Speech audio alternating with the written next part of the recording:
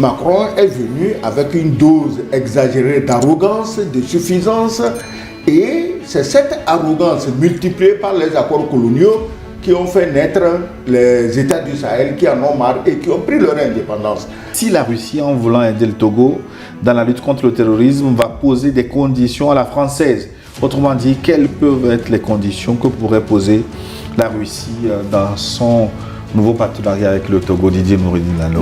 Oui, je pense qu'on parle là d'un partenariat gagnant-gagnant. Et en cette matière, si la question de l'intéressé, du téléspectateur, est de savoir qu'est-ce que la Russie peut demander en retour, je pense que déjà sur le plan commercial, le Togo et la Russie peuvent approfondir les échanges commerciaux.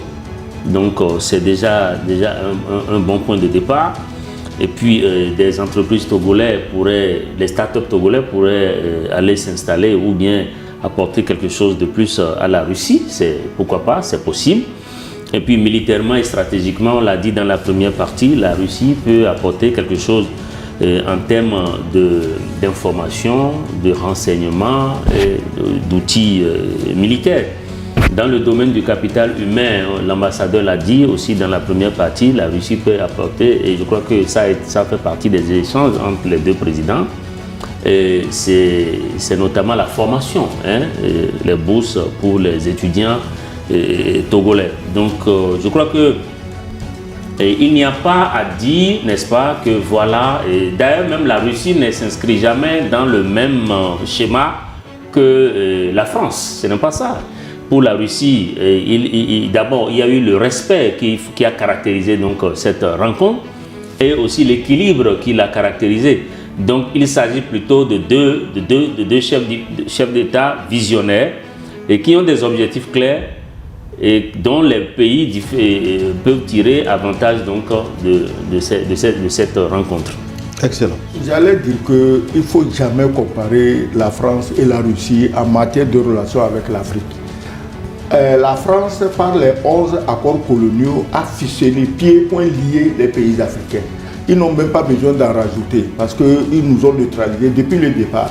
Maintenant, chaque président français qui vient se conduit envers nos chefs d'État selon son état d'âme, selon son humeur. Macron est venu avec une dose exagérée d'arrogance, de suffisance, et c'est cette arrogance multipliée par les accords coloniaux qui ont fait naître les États du Sahel qui en ont marre et qui ont pris leur indépendance. Maintenant, le jour où Macron va partir, je crois que l'Alliance des États du Sahel peut le nommer conseiller chez eux, conseiller de comment casser définitivement les intérêts français dans le monde. Bonjour le plateau, je suis profondément heureux de ce rapprochement. Par cette rencontre, nous affirmons notre volonté de rompre avec les zones d'ombre de notre histoire et de bâtir avec détermination un avenir digne de notre peuple. Nous voulons un Togo debout, souverain, maître de ses choix, libre de décider de ses partenariats, de ses orientations et de son destin quand il veut, où il veut, avec qui il veut. Vive l'Afrique libre, souveraine et pleinement indépendante. Que Dieu bénisse le Togo et guide ses fils et filles vers la vraie émancipation. Bonne émission, c'est Béguédou qui nous écrit depuis Michintové. Michintové, c'est le village du président de la République. Hein. Comment ça? Jean-Lucien Savigny. Ah oui, d'accord, oui, tu as raison. Tu as raison. Excellence doit faire une mise à jour. Oui, tu as raison, tu as raison. Bonjour le forum et à l'éternel, l'invité qui parle sans langue de bois. Je vis à Ouagadougou. Je pense que le Togo doit prendre son courage à deux mains pour tourner le dos à la France, car ici, un proverbe dit qu'on n'enterre pas un cadavre et laisser les pieds dehors. Si vous collaborez avec votre voleur pour vous retrouver votre objet perdu, c'est peine perdue. Grâce à nos dirigeants de l'AES, nous savons qui crée, finance, recrute et forme les terroristes. Ces États ne peuvent pas vous aider à lutter contre le terrorisme. Cette semaine, nous avons vu qu'elle a offert 5 vélos à la police d'un pays africain. C'est pour atteindre quel objectif? Compaoré Grégoire à Ouagadougou, au Burkina Faso. Oui, 5 vélos à un État, je crois que c'est une moquerie. Et je ne sais même pas pourquoi cet État, bon, enfin, ils sont dans leur logique là-bas, on ne peut pas... Comment c'est une moquerie? On ne peut pas dire aux gens de ne pas faire ce qu'ils sont venus faire et ce pourquoi ils sont là. C'est pas une mais moquerie. Tout simplement, Et ce que dit l'intervenant est tout à fait clair. Et je crois que le Togo est même en avance sur ce que dit cet intervenant, dans la mesure où aujourd'hui, le Togo a compris une chose qu'il faut relever, c'est qu'on ne peut pas régler un problème avec ceux qui ont créé le problème. Ça, on l'a souvent dit sur ce plateau, c'est la France et ses alliés qui ont entretenu le terrorisme et qui ont fait que le terrorisme est en train d'envahir aujourd'hui ou a envahi l'Afrique aujourd'hui. Donc, en cherchant des solutions, on ne peut pas faire avec la France. Nous, on l'a toujours dit que la France n'a pas de solution pour le terrorisme en Afrique, puisque c'est elle-même qui l'entretient. Donc le PC a vu juste avec le partenariat avec Vladimir Poutine, qui effectivement est un partenaire sincère qui est en train d'apporter un plus et quelque chose de déterminant avec les pays de l'AES. Donc bravo encore une fois au PC. Il y a un détail à propos des vélos. Mais les récipiendaires étaient tellement fiers qu'on a affiché ça. Apparemment, vous en voulez un. Oui, non, ça dit que, bon, on va quand même pas... L'ambassadeur a déjà un vélo pour faire le sport chaque matin. Voilà, ça dit qu'on ne va quand même pas incriminer la France. Mais le pays récipiendaire était tellement fier qu'on a exhibé les 5 vélos avec quelques Français à côté. C'était un trophée. Un trophée de quoi? Les gens chez qui on ramasse dans la chambre de quelqu'un 110 des milliards font des grimaces parce qu'on leur a donné des vélos, c'est la négation de l'homme noir. Que sur ce jeu, je ne le maîtrise pas beaucoup. Peut-être que ce sont des vélos spéciaux. Je oui, même s'il faut quel quoi. Vélos spéciaux c'est quoi? C'est des drones. On a tous vu, c'est quel vélo? Attends, c'est des drones ou des avions de chasse? Peut-être des vélos pour des missions spéciales. Non, il faut arrêter d'infantiliser les Africains. Oui, donc. Et puis pour des gens de choses, on ne devait pas. Et puis, j'ai oublié quelque chose dans ma réponse tantôt sur la comparaison Russie-Afrique, France-Afrique. Est-ce que tu as jamais vu un président africain à l'Élysée, assis dans le bureau à l'Élysée, en train de parler avec un président français? J'ai jamais vu cette scène. Mais vous êtes ambassadeur, vous êtes le mieux placé pour nous le dire. Hein. Moi, je ne peux pas affirmer. Non, lui, il parle des images. Oui, bien sûr. C'est de ça que je parle. Attends, je ne peux pas affirmer que ça n'existe pas, mais je te dis que je n'ai jamais vu. Les chefs d'État africains. Vous voulez dire que c'est rare? Oui, c'est plutôt rare. J'étais en train de chercher d'abord. Moi, est-ce qu'on n'a pas montré Tinubu on l'a montré en train de danser. Oui, quand il était allé danser. Voilà. Donc, les chefs d'État nègres, on les reçoit sur le perron. Et puis, bon, on les décore. À l'intérieur, pas de caméra. Ou on les fait danser, comme Tinubu. Oh, Tinubu, à ton âge là, tu vas nous faire ça. Qu'est-ce qu'on t'a fait?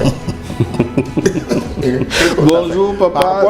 Par contre, oui. Poutine, mais il reçoit dans le bureau. Même s'il a reçu Macron sur une table de 5 km, mais c'est dans le bureau quand même. Tout à fait. Alors, il faut respecter les gens. Papa Sangoyou Kokou, notre Bibliothèque d'Afrique, et Nourdine Didier Alou, ainsi que le journaliste Gilles Mawena Boko, le président du Conseil, a été en Russie. Et quoi encore? Le problème n'est pas d'aller en Russie. Ce qui est essentiel, c'est de relancer aux 11 accords coloniaux. C'est là que le bas baisse. Sinon, on peut pouponner. Si le président du Conseil est enchaîné par les accords coloniaux, aller en Russie est nul et de nul effet. C'est M. Koto Orgou, béninois, depuis Boaké en Côte d'Ivoire. Je vais lui répondre. La seule présence à Moscou et des accords signés pour la sécurité. Avec les images qui ont accompagné ça. C'est une dénonciation des accords. C'est déjà dénoncé, c'est à la poubelle. Parce que dans les accords, le Togo n'a pas le droit d'aller même prendre un fusil de chasse ailleurs qu'en France.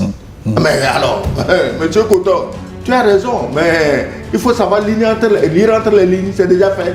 Non, il faut rappeler que la diplomatie togolaise est caractérisée quand même par une certaine discrétion, mais qui est chargée de sens en matière d'efficacité.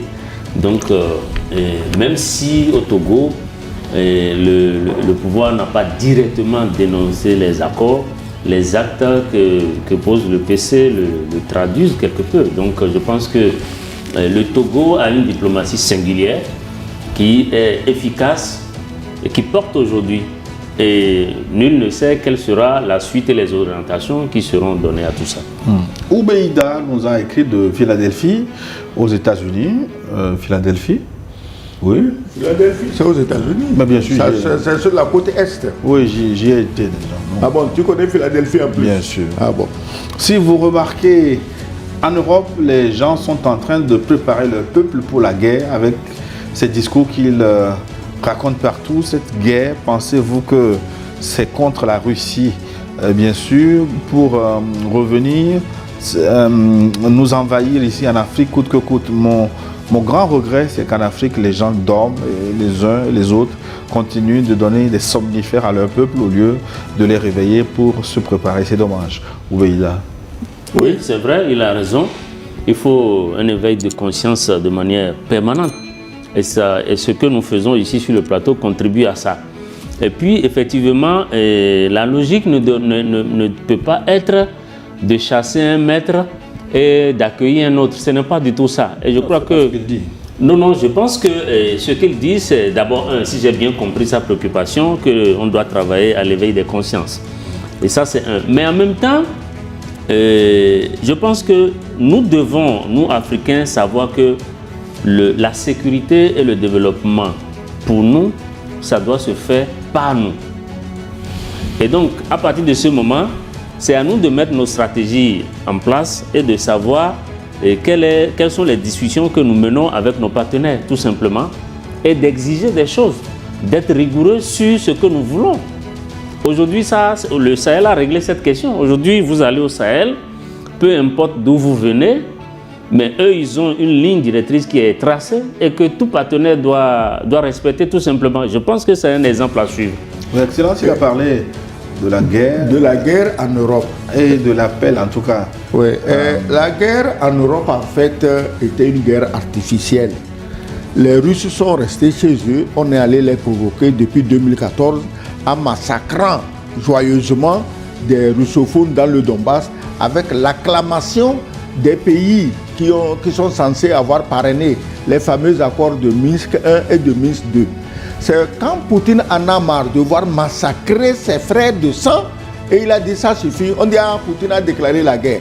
Et les 13 000 ou plus de 13 000 morts dans le Donbass là, eux sont morts de quoi? Pourquoi vous ne les comptabilisez ça pas dans la guerre?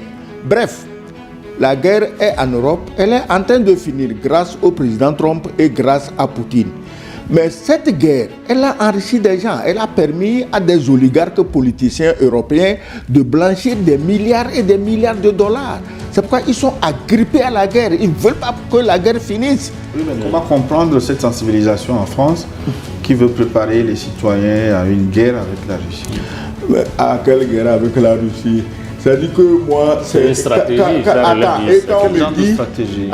Quand on me dit qu'un général Mandon, je ne le connais pas, Dieu merci, que Dieu m'en garde, et aussi se met à répéter les niaiseries d'un dirigeant.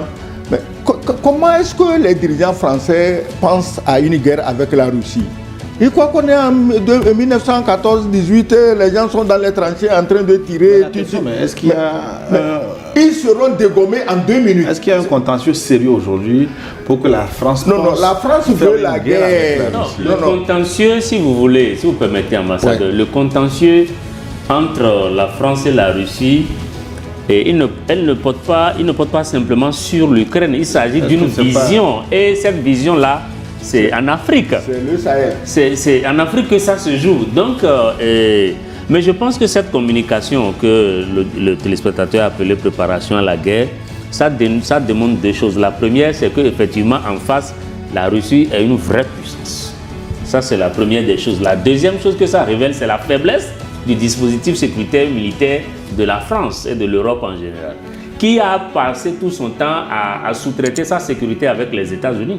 Et aujourd'hui que les États-Unis ont un président qui fait de l'Amérique d'abord, eh bien en Europe les gens sont désemparés et ils sont en train de crier à la guerre. Mais jamais on a vu la Russie envahir un pays de cette façon et de faire comme le font les Occidentaux.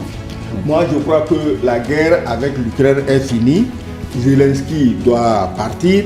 Bon, Macron peut aller s'installer à la présidence à Kiev avec son général Mandon et ils vont prendre leurs enfants, comme ils disent aux Français, leurs enfants, on va prendre les enfants de Macron et du général Mandon, ils vont aller mourir.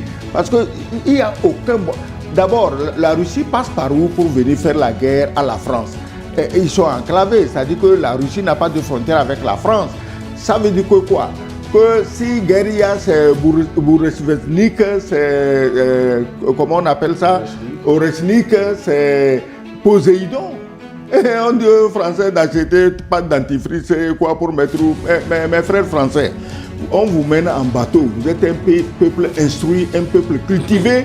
Ne laissez pas tous les ignares oligarques corrompus qui se sont enrichis avec Zelensky. Ne les laissez pas vous induire en erreur, ne les laissez pas vous prendre en esclavage.